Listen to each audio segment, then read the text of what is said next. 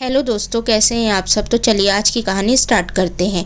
कथा जैसे ही ऑफिस से आई तो नंदिनी जी ने कहा कि और बोलो मैम साहब, आज ऑफिस से आने में इतनी देर क्यों हो गई। तुम इस घर की बहू और तुम्हारा रात के 10 बजे तक बाहर रहना अच्छा लगता है क्या। तो कथा ने कहा कि मम्मी जी, ऑफिस में एक इम्पोर्टेंट मीटिंग थी इसलिए लेट हुआ आज। तो नंदिनी जी ने कहा कि बहू, कोई दूसरा बहाना सोच ले, हर बार एक ही बहाना बनाना शोभा नहीं देता है तुझे। तो कथा ने कहा कि मम्मी जी, मैं कोई बहाना नहीं बना रही हूँ। तो नंदिनी जी ने कहा कि अब सब बातों को छोड़ और एक बात कान खोलकर सुन ले। कल मेरी बेटी के यहाँ किटी पार्टी है, तो तू कल यहाँ का काम खत्म करके सुबह 8 बजे ही उसके यहाँ चले जाना। उसने मुझे बता दिया है कि कल तुझे वहाँ क्या क्या बनाना है, क्योंकि मेरी बेटी को अपनी फ्रेंड्स के साथ बिजी होगी बातचीत करने में और गेम्स खेलने में, तो तुझे ही सबको सर्व करना पड़ेगा। तो कथा ने कहा कि मम्मी जी, मैं कल किसी भी हाल में छुट्टी नहीं ले सकती हूँ, क्योंकि अभी 4 दिन पहले ही मुझे मामा जी के यहाँ पूजा में जाने के लिए छुट्टी लेनी पड़ी थी। अगर कल मैंने छुट्टी ली तो मुझे हमेशा के लिए अपनी जॉब से हाथ धोना पड़ेगा। तो नंदिनी जी ने कहा कि बेटा जी, ये आपका ससुराल है तो थोड़ा मैनेज तो करना ही पड़ेगा ना, रिश्तेदारी को और जॉब को। नंदिनी जी ने आगे कहा कि अब जाकर जल्दी से रसोई बनाओ, 2 समोसे के नाश्ते से हमारा पेट नहीं भरा है। तो कथा ने कहा कि मम्मी जी, एक समोसा मेरे लिए भी रख देते, मुझे भी भूख लगी है। फिर तुम समोसा खा लेती तो तुम्हें खाना खाने का मन ही नहीं करता। तो फिर कथा बिना कुछ कहे ही अपने रूम में कपड़े चेंज करने चली गई।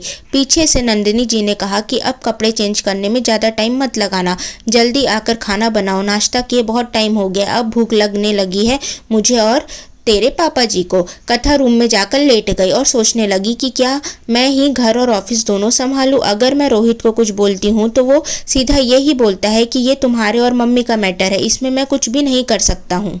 अगर रोहित मेरा साथ देता तो आज मेरी हालत इस घर में ऐसी नौकरानी जैसी नहीं होती। और इतना सोचते ही कथा की आंखों में आंसू आ गए। उसने कहा कि अगर मुझे इस घर में इज्जत और सुकून से जीना है तो मुझे खुद ही अपने लिए एक ठोस कदम उठाना पड़ेगा, तभी मैं इस घर में शांति से रह सकती हूँ। तो सबसे पहले उसने कपड़े चेंज किया और अपना फेवरेट पिंक कलर का सूट पहना। उसके बाद उसने अच्छे से बाल बनाए और मेकअप करके सीधा हॉल में चली गई, जहाँ रोहित भी ऑफिस से आ चुका था। कथा को देखते ही उसने उसे एक कप चाय बनाने को कहा।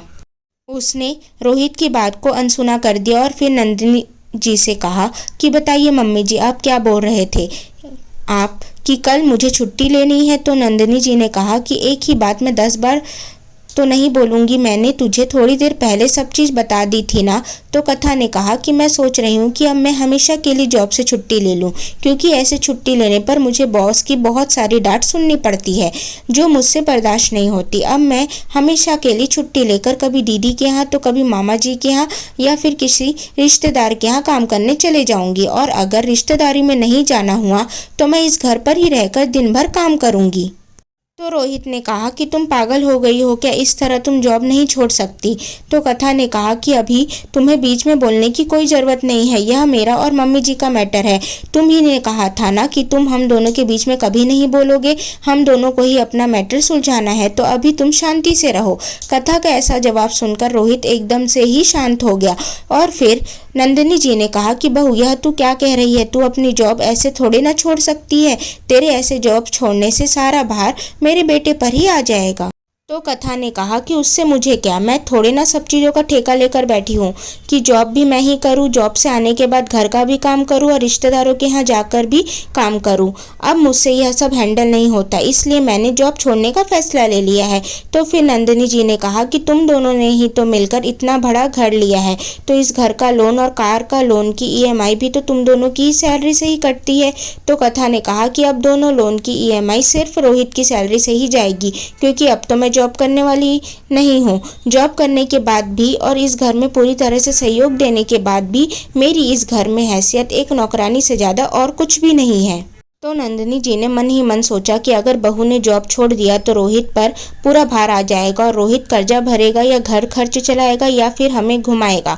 वह तो दोनों की सैलरी आती थी तो हमारे दिन बहुत अच्छे से कट रहे थे, और इनका पेंशन तो बहुत ही कम आता है, उससे घर में राशन ही आ जाए वही बहुत बड़ी बात है। ऐसा सोचकर नंदिनी जी ने कहा कि बहू, तू यह जॉब नहीं छोड़ सकती, यह मेरा आदेश है। तो कथा ने कहा कि मैं एक शर्त पर जॉब नहीं छोड़ूंगी। अगर आप मुझे यह वादा करें कि आप मुझे अपने रिश्तेदारों के यहाँ ऑफिस वाले दिन नहीं भेजोगी तो मैं यह जॉब करूंगी, वरना मैं इस घर में ही बैठकर घर का काम करूंगी, क्योंकि मम्मी जी मुझे रिश्तेदारी और जॉब दोनों एक साथ नहीं संभल रहे हैं। अगर घर के काम करने में कोई कमी रह जाती तब आप मुझसे बोलिए, पर अगर आप रिश्तेदारों के यहाँ जाकर काम करने को बोलेगी तो यह मुझसे नहीं होने वाला है। मैं भी एक इंसान ही हूँ, कोई मशीन नहीं। तो नंदिनी जी ने तुरंत अपनी बेटी शिखा को कॉल किया और कहा कि बेटा, कल तेरी भाभी नहीं आने वाली है, उसे कल ऑफिस जाना है। तो शिखा ने कहा कि मम्मी भाभी को बोल दीजिए एक दिन छुट्टी ले ले। तो नंदिनी जी ने कहा कि तेरी भाभी कोई छुट्टी नहीं लेने वाली है, तेरी किटी पार्टी के लिए तू बाहर से ऑर्डर कर लेना खाना, और एक दो बाई लगा ले खाना सर्व करने के लिए, जिससे तेरा काम भी हो जाएगा और कथा को तेरे यहाँ आना भी नहीं पड़ेगा। तो शिखा ने चिढ़कर फोन रख दिया। फिर रोहित ने माहौल को हल्का करने के लिए कहा कि शिखा कल खाना ऑर्डर करने वाली है, क्या हम आज ही ऑर्डर करके खा सकते हैं खाना? तो नंदिनी जी ने कहा कि क्यों नहीं बेटा, तुरंत खाना ऑर्डर कर, मुझे तो बहुत जोर की भूख लगी है। और सब खिलखिलाकर हंस पड़े। कथा मन ही मन सोचने लगी कि काश मैं पहले यह ठोस कदम उठा लिया होता तो आज मेरी हालत ऐसी ना होती। सो दोस्तों, अगर आपको यह कहानी पसंद आए तो प्लीज़ इस कहानी को लाइक करें, शेयर करें एंड चैनल को सब्सक्राइब करें। Thank you for watching. Thank you.